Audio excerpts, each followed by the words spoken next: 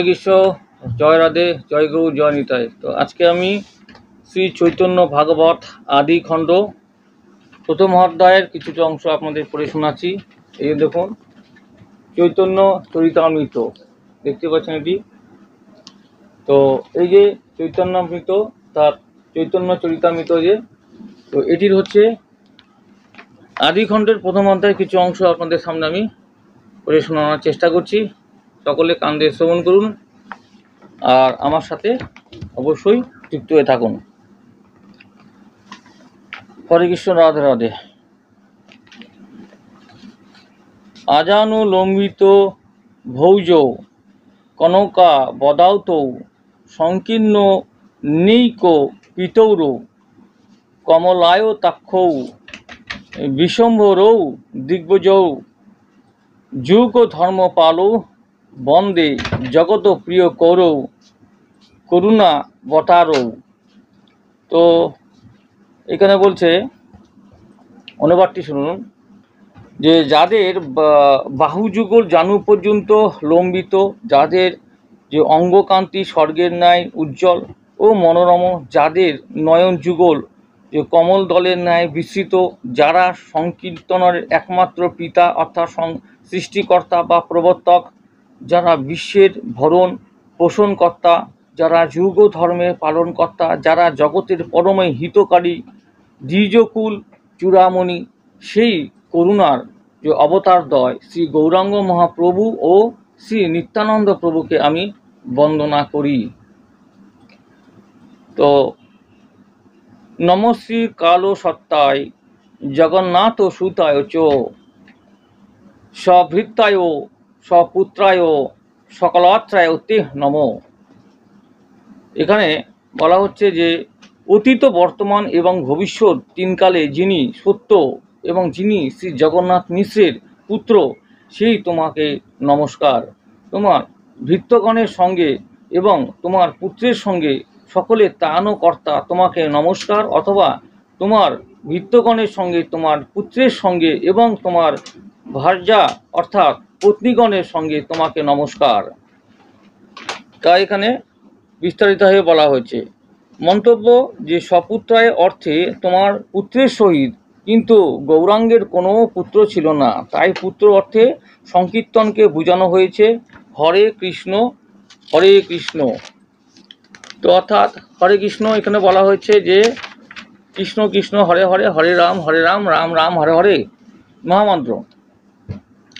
তো এই 16 নাম 32 অক্ষর কলির যুগ ধর্ম, যার পিতা অর্থাৎ সৃষ্টিকর্তা বা প্রবর্তক শ্রী গৌরাঙ্গ মহাপ্রভু।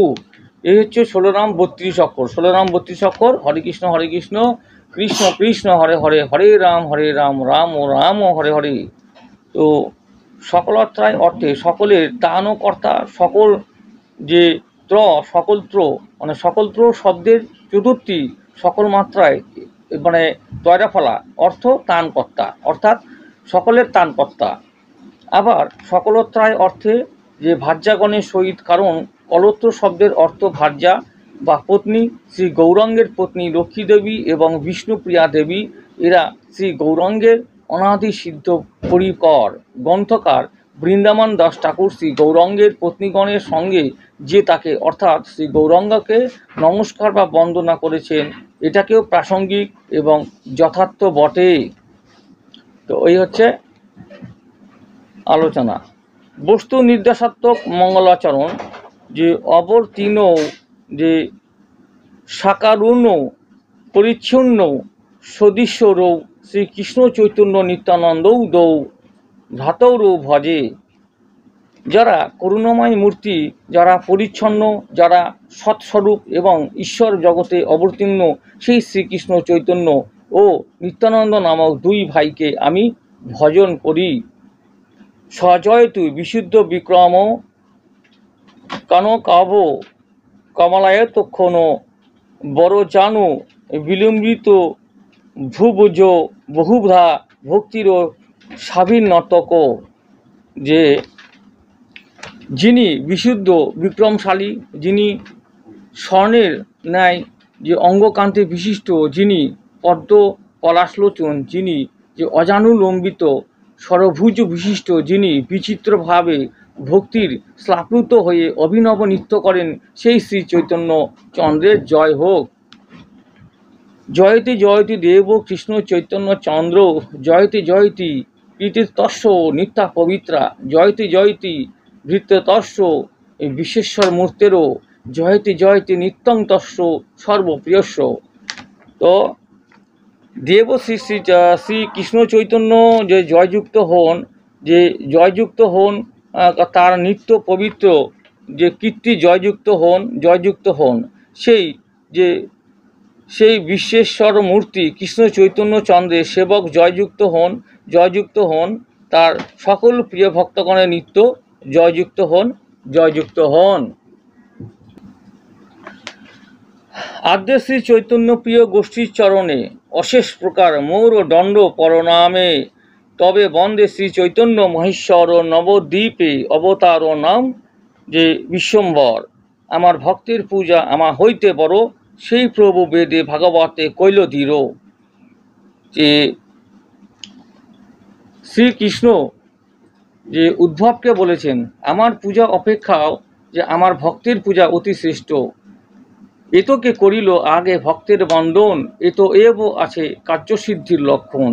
ইষ্টদেব বন্দ মোর নিত্যানন্দ রায়, চৈতন্য কীর্তন স্ফুরে যাহার কৃপায়। সহস্র বদন বন্দ প্রভু বলরাম, যাহার সহস্র মুখে কৃষ্ণ যশোধাম। মহারত্ন থুই যেন মহাপ্রিয় স্থানে, যশোর রত্ন ভাণ্ডার শ্রী অনন্ত বদনে। এতেব আগে বলরামের স্তমন, করিলে সে মুখে স্ফুরে চৈতন্য কীর্তন। সহস্রে কো ফনাধর প্রভু বলরাম, যতেকে করে প্রভু সকল উদ্দাম। হলধর মহাপ্রভু প্রকাণ্ড শরীর, চৈতন্য চন্দ্রের রসে মত্ত মহাবীর। ততোধিক চৈতন্য প্রিয় নাহি আর, নিরবধি সেই দেহে করয় বিহার। তাহার চরিত্র যেই জন শুনে গায়ে, শ্রীকৃষ্ণ চৈতন্য তারে পরম সহায়ে। মহাপ্রীত হয়ে তারে মহেশ পার্বতী, জিহ্বায় স্ফুরায় তার শুদ্ধ সরস্বতী। পার্শ্বতী প্রভৃত নবার্ভূত নারী লঞ্চা, শঙ্কর্ষণ পূজে শিব উপাসক খঞ্চা। পঞ্চস্কন্ধের এই ভাগবত কথা, সর্ব বৈষ্ণবের বন্দ বলরাম গাথা। তারও রাসক্রিয়া কথা পরম উদার, বৃন্দাবনে গোপী সঙ্গে করিলা বিহার। 2 মাস বসন্ত মাধব মধু নামে, হলায়ুত রাসক্রিয়া করহে পুরাণে। তো গ্রন্থকার শ্রী বৃন্দাবন দাস ঠাকুরের ইষ্টদেব অর্থাৎ দীক্ষাগুরু শ্রীমণি নিত্যানন্দ প্রভুর বন্দনা হয়েছে এখানে। যে প্রভু বলরামকে সহস্রবদন বলা হয়েছে, ব্রজের বলরামই প্রভু নিত্যানন্দ। ফলে বলরাম তত্ত্ব ও নিত্যানন্দ তত্ত্ব একই। বলরামের আর একটি নাম শঙ্কর্ষণ, বাসুদেব শঙ্কর্ষণ। যে প্রদ্যুম্ন ও অনিরুদ্ধ এই 4 জন দ্বারকা, চতুর্বাহু দ্বারকা, যে চতুর্ভুজের অন্তর্গত শঙ্কর্ষণ হলেন ব্রজের মূল শঙ্কর্ষণ। শ্রী বলরামের অংশ পরব্রহ্মের যে চতুর্ভুজের শঙ্কর্ষণ হলেন দ্বারকা, চতুর্ভুজের শঙ্কর্ষণ অংশ অর্থাৎ বলরামের অংশের অংশ। তাই বৈকুণ্ঠাদি ধামের এই চিন্ময় সরবিধ ঐশ্বর্যতা এই শঙ্কর্ষণের বিভূতি। এই শঙ্কর্ষণের অংশ হলেন যে কারণারবশীয় নারায়ণ মহাবিষ্ণু। ইনি অত্যন্তই কোটি ব্রহ্মাণ্ডের সৃষ্টি করে একটি রূপে প্রতিটি ব্রহ্মাণ্ডে প্রবেশ করেন এবং নিজ যে স্বেচ্ছ জলে যে অর্ধেক ব্রহ্মাণ্ড পূর্ণ করে তাতে অনন্ত শয্যায় শয়ন করে। ইনি যে গর্ভদক ও সাই বিষ্ণু। তো সুতরাং বলরামের অংশের অংশ এই যে গর্ভদক কায়ীর যে নাভিলালও মধ্যে ধারণিতার মধ্যে যে সপ্ত সমুদ্র, তার ক্ষীরোদ দ্বীপ মধ্যে শ্বেত দ্বীপ নাম যে পালয়িতা বিষ্ণু, তার সেই নিজ ধাম।